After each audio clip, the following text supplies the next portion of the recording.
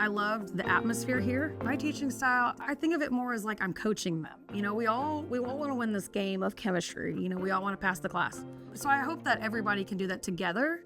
I don't want them thinking, you know, oh, well, this is impossible. I want them to think, we're in this together. Let's all pass together. We do a lot of activities, especially right before an exam. I try to not just so much look at the grades, but what we're doing as a whole. Yeah, we might not have done so good on this one, but this is what we did take from it. I see it more of a, we all have the common goal, and I'm just trying to help them to get there. Small classes are a huge thing for me, being able to know the names of my students and, you know, go to their sporting events or, you know, whatever kind of event they're at, be able to support them and know them. I love that. The experiences that our students get to have in the lab is awesome. Because of the small classes, they actually get hands-on. So they're not passing their sample off to a TA or a GA or somebody to go run it for them.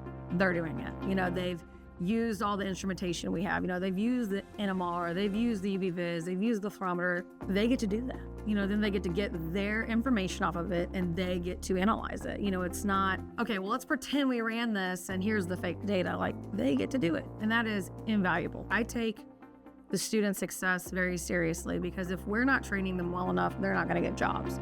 Getting them these experiences and then making sure that we write good rec letters because we know our students and making sure that we get them into internships or summer programs, you know, where they can flourish and, you know, put that on their resume or their CV is crucial. And so knowing our students at a personal level and being able to get them the exact opportunity that each one needs is huge. I think a lot of times we think, well, I'm going to be in a lab. That's what a chemist does. They're in a lab, they're playing with test tubes of colored solutions, and that's all they get to do.